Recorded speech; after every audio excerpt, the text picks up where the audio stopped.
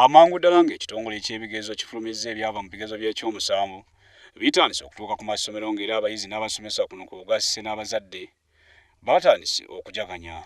WBS wetuuse ku ssomero lya Nabbonga Fountain Education Elakayi lisanze abasomesa abamu n'abayizi nga basanyuka olw'obuwanguzi. Tuli wano tujaganya olw'abaana baffe okukola obulungi ebigezo bya PLE ne tumaliza nga abaana bonna 5 bayita mu first grade. Tufunye aboobuna bali 11 asembye okukola afunye aggregate 10. Twebaza Katonda, twebaza staff, twebaza abantu bonna n'abazadde abatusabidde okutuuka ku kino. Abayizi abamu basangiddwa ku ssomero oluvannyuma lw'okuwulira nti ebigezo bikomyewo. Nafunye olugezi 4 era nsuubira okusomero bwa dokita. Kuba nali serious ku kyenjagala. Nafunye aggregate. Nsuubira okubeera dokita nga maze okusoma kwange. Nakoze aggregate 4 ng'era nyebaza nnyo bati abansomesezza.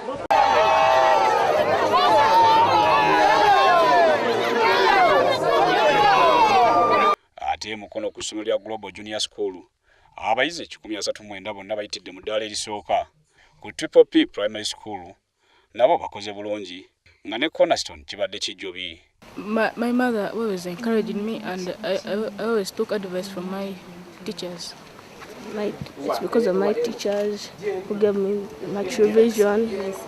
My parents encouraged me, and also my fellow students would work together in groups. So that's what enabled me to perform very well. Ku ssomero lya Mbuya parents abayizi n'abasomesa batubasanze basanyuka oluvannyuma lw'okuyita ebigezo bino.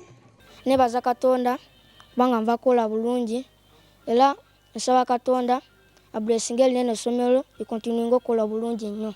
Ku luno twatula 10 mwana twafunye first grade 10, 13, second grade 23 ate super second grade C. Nebaza Katonda kubanga yatusobozesezza okukola bwe tutyo era mwebaza bulijjo. Mpulira bulungi lwakubanga nasomye bulungi nifuna obutaano era nebaza Katonda ne batikyanga ansomesezza obulungi kuteddeko n'essomero